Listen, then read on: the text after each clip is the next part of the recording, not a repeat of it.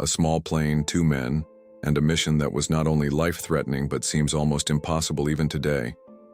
A strange dream of a hotel owner in Las Vegas to keep an airplane in the air for not just hours or days, but for months without touching the ground.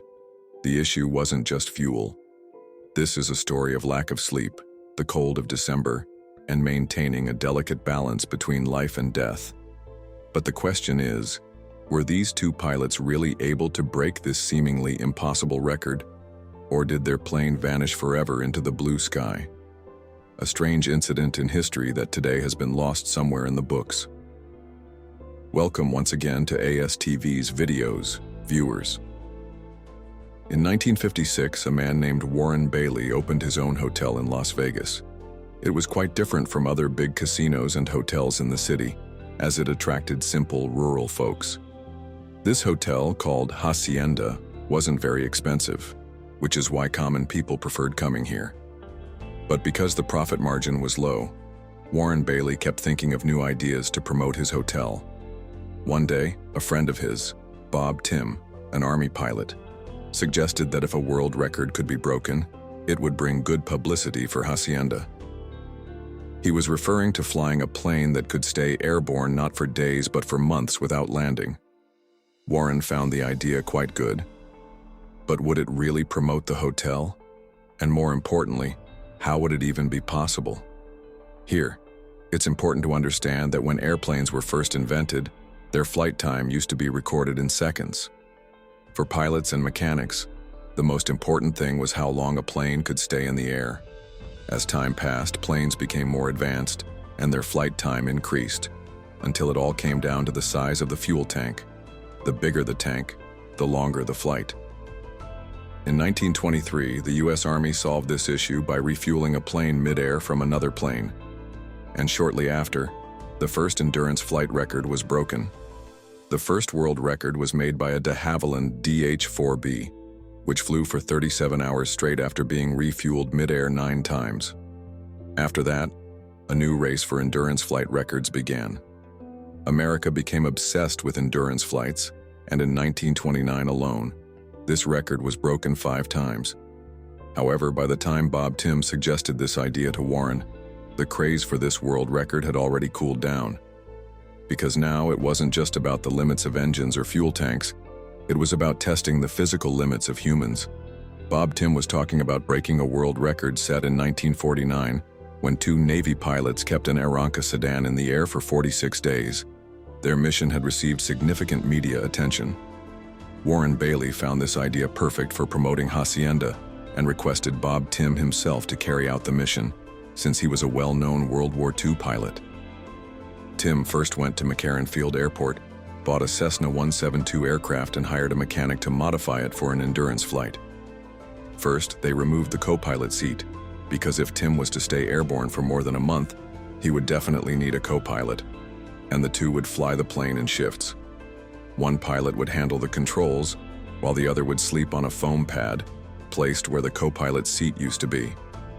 They also removed the bench from the back row, replacing it with just an 8-square-foot storage area for essential supplies. In one corner of the cabin, they installed a small sink so they could occasionally take sponge baths inside the 4-foot-tall cabin. Then they installed a 95-gallon belly tank to serve as an extra fuel tank, in addition to the ones in the wings. An electric winch was also installed to pull the fuel pipe up during flight refueling. The co-pilot's door was replaced with a folding door to make it easier to access the belly tank's fuel port. Today, hanging from a flying plane might only be seen in movies, but back then it was common. By 1950, aerial stuntmen had already done many stunts involving moving from one plane to another mid-flight. To make refueling as safe as possible, they built a small foldable platform outside the co-pilot's door, where the co-pilot could stand and connect the pipe to the belly tank. This was the only spot on the Cessna 172 where a person could stand upright. The rest of the cabin allowed only sitting or lying down. They made several changes to the plane's engine as well and painted Hacienda in large letters on the outside of the plane, because the mission's main purpose was to promote the hotel. Then came the time for test flights. In the summer of 1958, test flights began, but problems started to emerge one after the other. Tim and his first hired co-pilot didn't get along. During test flights, they often argued. The first test flight failed. The second also failed. During the third, a big fight broke out, and Tim fired the co-pilot. The issue was with the exhaust valve in the engine, which kept overheating. They had tried to launch the mission 3 times but failed each time. And during this time, while they were facing failure after failure, 2 other pilots, Jim Heath and Bill Burkhart, successfully flew the same model, a Cessna 172, for 50 days and broke the world record. By December, Tim had fixed all of the plane's issues.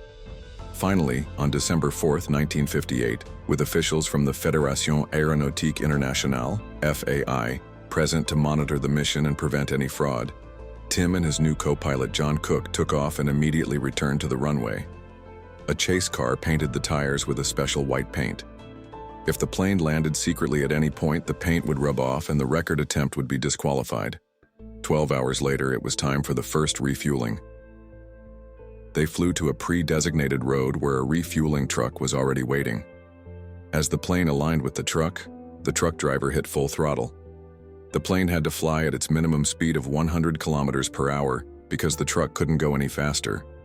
When the plane, named Hacienda, was just 20 feet above the truck and aligned with it, the co-pilot threw down the winch. Workers on the truck attached the fuel pipe, and the winch pulled it up. The pipe was connected to the belly tank's port, and the truck was signaled to turn on the fuel pump. For the next 3 minutes, the plane and the truck moved in perfect sync. A tiny mistake in speed or alignment would have meant certain death. When the tank was full, the co-pilot disconnected the pipe and threw it back down. They flew again for another 12 hours. To break the 50-day record, they would have to repeat this process at least 100 times. Tim and Cook stayed near Las Vegas for the first few days, in case something went wrong with the plane and they needed to land. But when things started to go smoothly, they began spending more time over the deserted fields of California. Flying at higher altitudes improves fuel efficiency but brings freezing temperatures. Due to the door modifications, the insulation on Hacienda wasn't great. To avoid the cold, they decided to fly at lower altitudes.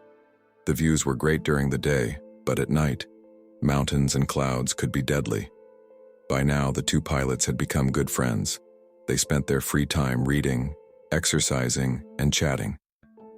During the twice-daily refueling sessions, they also pulled up water containers, engine oil, and meals prepared by the Hacienda hotel chef. You might be wondering, what about using the bathroom?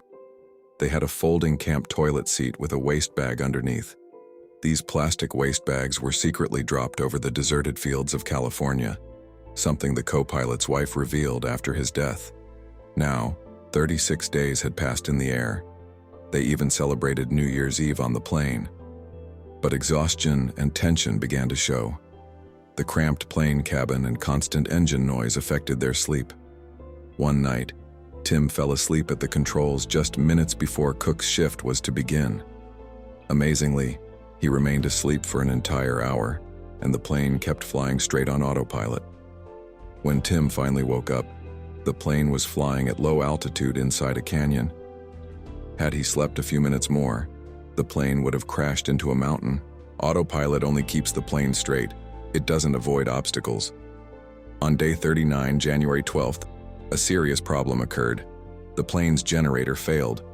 That meant no radio, no lights, no heater, and no electric fuel pump to move fuel from the belly tank to the wings. The ground crew sent up a small wind turbine, but it only generated enough electricity to power the radios. For the remaining days, fuel had to be pumped manually by hand.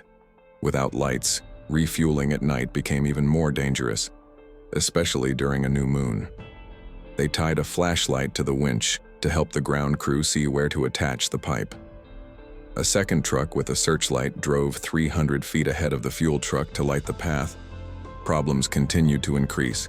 The fuel gauge broke, the tachometer failed, and carbon started building up in the engine. As January 23rd approached, the day to break the record, Hacienda finally began to receive the publicity Warren Bailey had dreamed of. He created a schedule for the plane to fly over major cities and published it in newspapers so people could witness this historic moment. He even sent up a separate plane filled with photographers to fly alongside Hacienda and take memorable photos. To make the moment even more dramatic, co-pilot Cook pretended to clean the windshield while hanging outside the plane. Newspapers published the photo, and the whole country began paying attention to this historic flight. At 3:52 p.m. on January 23rd, Hacienda broke the 50-day record. But considering all the effort and hardship they endured, Tim and Cook decided not to land yet. They'd keep going as long as the plane could. They spent another 14 days in the air. Finally, on February 7th, 1959, after being in the air for 64 days, 22 hours, 19 minutes, and 5 seconds, they contacted McCarran Field's control tower and requested permission to land. At the time of landing, a huge crowd had gathered, including supporters, record officials, journalists, Tim's wife and children, and the entire Hacienda hotel staff. Tim and Cook were in such bad shape that they couldn't even get out of the plane on their own. Officials confirmed the white paint on the tires was still intact, meaning the plane really had stayed in the air without landing for 64 days. In 2015, the FAI officially discontinued piloted endurance records due to the growing risk to human life. That means Tim and Cook's world record will now remain unbreakable forever. The Cessna 172 that made this record still hangs today in the baggage claim area of Terminal 1 at McCarran International Airport, continuing to tell its story. We hope you enjoyed this video from ASTV. Don't forget to like, share, and subscribe, and leave your valuable comments. Thank you for your love and support. See you in the next amazing video.